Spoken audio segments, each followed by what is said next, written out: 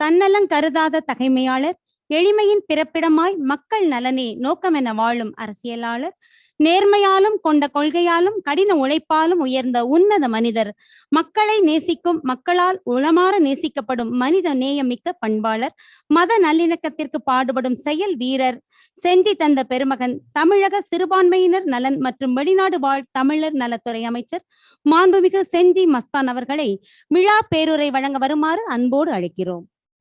இந்த நிகழ்ச்சியில் பல்வேறு நிகழ்ச்சியில் நாங்கள் எல்லாம் கலந்து கொண்டு சிறப்புரை ஆற்றுகின்ற வாய்ப்பினை பெறுகின்ற நேரத்தில் எங்களுடைய எண்ணங்களும் எங்களுடைய செயல்களும் சொற்களும் வகுத்து கொள்ளுகின்ற வழிமுறைகள் தனியாக இருந்தாலும் கற்றோர் சபையில் இன்றைக்கு உங்கள் மத்தியிலே ஒரு மாபெரும் நூலை வெளியிடுகின்ற அந்த பொறுப்பினை ஏற்றுக்கொண்டிருக்கிற இந்த நேரத்தில் உங்களுடைய நல்ல சொற்களை கேட்டு மனதிலே பதிய வைத்து அடித்தளத்து மக்கள் மத்தியிலும் தமிழ் இளைஞர்கள் மத்தியிலும் அதை எடுத்து செல்லுகின்ற வாய்ப்பை பெற்றிருக்கிற காரணத்தினால் நான் என்னுடைய கருத்தை சுருக்கமாக ஓரிரு கருத்தை பதிவு செய்ய விரும்புகிறேன். உலகில் மிக பழமையான மொழிகளில் இப்பொழுதும் எப்பொழுதும் பேச்சு வழக்கில் உள்ள தமிழ் மொழி உலகம் முழுவதும் பரந்துபட்ட தமிழ் சமூகத்தினால் நல்ல முறையில் பயன்படுத்த வேண்டும், தவறின்றி பேசப்பட வேண்டும், தவறுகளை தவிர்த்து எழுதப்பட வேண்டும் என்ற நோக்கத்தோடு நம்முடைய தொல்காப்பியர், பரணர், ஆறுமுக நாவலர் உள்ளிட்ட வரிசைகளில் தற்பொழுது இந்த நூலாசிரியரும் இடம்பெறுகின்ற வாய்ப்பினை பெருமையாக இதை நான் பார்க்கின்ற அந்த நூலை ஒரு சில நேரங்களில் அதை வாசிக்கின்ற அந்த காலகட்டத்தில் அதை அறிய முடிந்தது என்பதை மிக்க மகிழ்ச்சியோடு இந்த தருணத்தில் பதிவு செய்ய கடமைப்பட்டிருக்கிறேன். அவரது தலைப்பு படிமுறை தமிழ் மொழியிலும் பயன்பாடும் என்றும் நூல் தமிழ் மொழியை கற்றுக்கொள்பவர்களுக்கும் கற்று தருபவர்களுக்கும் உதவி புரியும் வகையில் 25 தலைப்புகளில் எளிமையான முறையில் ஆசிரியர் நம்முடைய மானமிகு சித்தம் அழகியான் சு. ராசரத்தினம் அவர்கள் தமிழ் இலக்கணத்தை வழங்கியுள்ளது இந்த நூலை பார்க்கின்ற நேரத்தில் உண்மையிலே தமிழ் சமுதாயத்துக்கு ஒரு பாராட்டத்தகுந்த நூலாக இது அமைந்திருக்கிறது என்பதை என்னால் ஓரளவு சிறிது அது கணிக்க முடிகிறது என்பதை இந்த நேரத்தில் பதிவு செய்ய கடமைப்பட்டிருக்கிறேன். உலகம் முழுவதும் வாழக்கூடிய சுமார் 13 கோடி தமிழர்களில் 5 கோடி பேருக்கு தமிழ் எழுத படிக்க தெரியாது என்ற விவரம் நம்மை ஆச்சரியப்படுத்துகிறது. அந்த செய்திகள் மூலமாக பிற மொழிகளை நன்கு அறிந்துள்ள நம் தமிழ் மாணவர்கள் தாய்மொழியில் தேர்ச்சி பெற முடியாமல் போவதும் மிகவும் வருத்தத்துக்குரியதாக இருக்கிறது. அந்த எண்ணிக்கையை குறைப்பதற்கும் மொழியினை அடுத்தடுத்த தலைமுறைக்கு கொண்டு சேர்க்கவும் இந்த புத்தகம் ஒரு கருவியாக விளங்கும் என்பதில் எனக்கு மிக மகிழ்ச்சியான ஒரு செய்தியை என் மனதில் நானே பதிய வைக்க கடமைப்பட்டிருக்கிறேன். ஆசிரியரின் 8 ஆண்டு உழைப்பு பல தலைமுறைகள் கடந்தும் பயன் கொடுக்கும் என்று சொல்வதில் சிறிதும் சந்தேகம் இல்லை என்பதை இந்த நூல் வெளியீட்டு விழாவில் அறிய தெரிய எனக்கு வாய்ப்பு கிடைத்திருக்கிறது. இன்றைய செய்தி நாளைய வரலாறு என்று சொல்வதற்கு ஒரு எடுத்துக்காட்டாக இந்த நூல் வெளியீட்டு விழாவில் இன்றைக்கு மேடைக்கு எதிரிலே அரங்கத்திலே இருக்கின்ற சகோதர சகோதரிகளுடைய முகங்களை பார்க்கின்ற நேரத்திலும் அவருடைய கருத்துக்களை கேட்கின்ற நேரத்திலும் அவருடைய அறிவு, ஆற்றல், திறமைகள், தமிழ் பற்று, தமிழ் உணர்வு, அந்த தமிழ் மொழியின் மீது அவர் வைத்திருக்கிற பற்றின் காரணமாக தமிழ் இலக்கணங்களை இந்த எதிர்கால சந்ததிகளுக்கு, மாணவ செல்வங்களுக்கு எடுத்து செல்வதில் நீங்கள் அனைவரும் தன்னுடைய வேலைகளில் ஒரு பகுதி நேரத்தை ஒதுக்கீடு செய்து இந்த பணியில் ஈடுபடுவது ஒரு சமுதாயத்தை சீரமைக்கின்ற பணி என்பதை என்னை போன்றவர்கள் இதைபோல் பல்வேறு நிகழ்ச்சிகளுக்கு சென்று உங்களுடைய கருத்துக்கள் எல்லாம் நீண்ட நேரம் கேட்கின்ற வாய்ப்பினை சிறிய வயதிலிருந்து பெற்ற காரணத்தினால் ஒவ்வொருத்தருடைய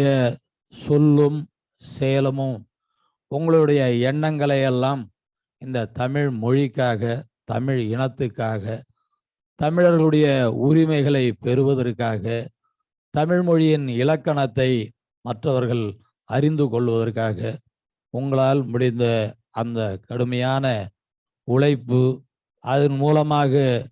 எதிர்கால சந்ததிகளுக்கு ஒரு தமிழ் வரலாற்றை தெரிய வைத்துகின்ற ஒரு பொக்கிஷமாக இதை போல நூல்களை எல்லாம் நீங்கள் வெளியிடுகிறீர்கள். அதில் கலந்து கொண்டு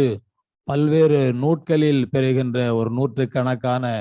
நபர்களில் நான் இருந்து சிறிய வயதிலிருந்து அந்த நூலை பெறுகின்ற ஆர்வத்தோடு கலந்துகிற காலங்கள் உண்டு. ஆனால் இன்றைக்கு மாண்புமிகு தமிழகத்தினுடைய முதலமைச்சர் என்னை அமைச்சரவையில்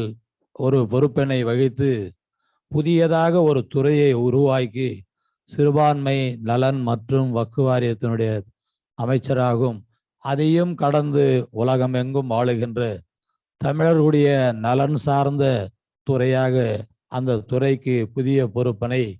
உருவாக்கி என்னை அந்த பொறுப்பிலே அமர வைத்த காரணத்தினால் இன்றைக்கு ஒரு அரங்கத்திலே தமிழ் மொழியை,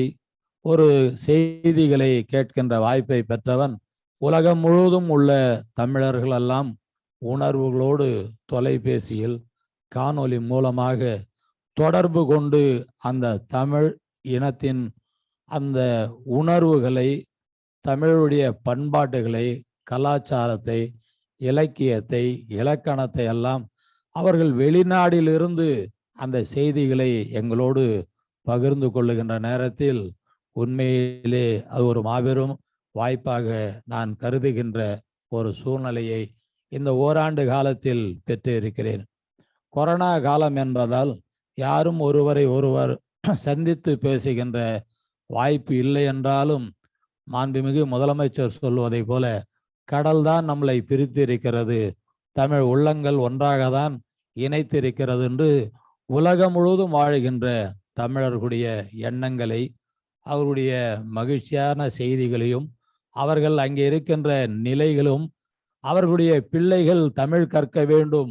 தமிழ் படிக்க வேண்டும், அதற்கு அரசு சார்ந்த முயற்சிகள் எடுக்க வேண்டும் என்று அவருடைய கோரிக்கைகள் எல்லாம்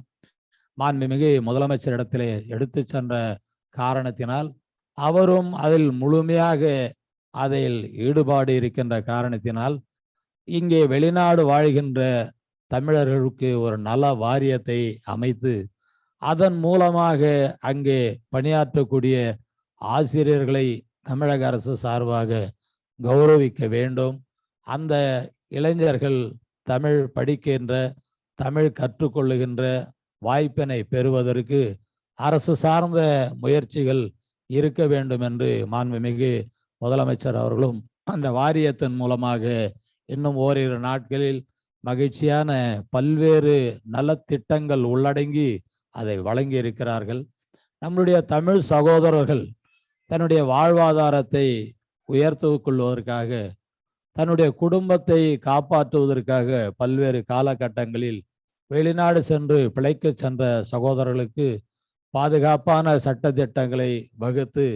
நலவாரியம் மூலமாக அவர்களுடைய குடும்பத்திற்கு பாதுகாப்பான திட்டங்களையும் வழங்குகின்ற நிலையும் அதில் உள்ளடங்கி இருப்பதை இந்த நேரத்தில் சொல்லி பதிவு செய்ய கடமைப்பட்டிருக்கிறேன். இங்கே உலகம் எங்கும் வாழுகின்ற தமிழர்களோடு உறவு வைத்து கொண்டிருக்கின்ற அனைத்து நல்ல உள்ளங்களும் இங்கே இணைந்திருக்கிறீர்கள். உங்களுடைய கருத்துக்களை அரசு சார்ந்த கவனத்திற்கு எடுத்து சொல்வதற்காக நீங்கள் எழுத்து மூலமாக உங்களுடைய கருத்துக்களை என் மூலமாக அது வழங்கினால் அதில் கருத்துக்களை ஒவ்வொருத்தரும் சொல்லுவதை தொகுத்து அரசனுடைய கவனத்திற்கு எடுத்து சென்று மாண்புமிகு முதலமைச்சர் கவனத்திற்கு எடுத்து செல்ல கடமைப்பட்டு இருக்கிறோம் என்பதும், இந்த தமிழ் மொழியை தமிழுடைய அதை உலகம் முழுவதும் இருக்கின்ற தமிழர்கள் படிப்பதற்காக தான் தஞ்சை பல்கலைக்கழகத்தில் நம்முடைய ஆன்லைனில் அதை வாசிக்கின்ற, படிக்கின்ற, எழுதுகின்ற வாய்ப்புகள் எல்லாம் உருவாக்கி கொடுப்பதற்கு அங்கே அமைப்பு ஏற்படுத்தி செயல்படுத்த இருக்கிறது. செயல்பட்டு ஒரு பகுதி செயல்படுத்தப்படுகிறது என்பதையும், அதை விரிவுபடுத்தி மேலும் செயல்படுத்துவதற்காக உங்களுடைய ஆலோசனைகள் எல்லாம் மிக மிக அவசியம் என்பதை அறிந்த காரணத்தினால் நான் இதில் இந்த புத்தகத்தை பார்க்கலாம், படிக்கலாம். இருந்தாலும் இதில் தொகுத்து வழங்கி இருக்கிற கருத்தைகள் எல்லாம் படிக்கின்ற நேரத்தில் உண்மையிலே உங்கள் இந்த கூட்டத்தில் நானும் உங்களில் ஒருவனாக இருந்து அந்த செய்திகளை உங்கள் மூலமாக கேட்டு தெரிந்து அறிந்து என்னுடைய மனதிலே பதிய வைத்து கொண்டு பள்ளி மாணவர்கள், கல்லூரி மாணவர்களை சந்திக்கின்ற பல்வேறு நிகழ்ச்சிகளில் உங்களுடைய நல்ல கருத்துக்களை எடுத்து செல்லுகின்ற ஒரு நபராக நான் இருப்பேன் என்பதை உறுதியளித்து நிறைவு செய்கிறேன். நன்றி, வணக்கம். வாழ்க தமிழ்.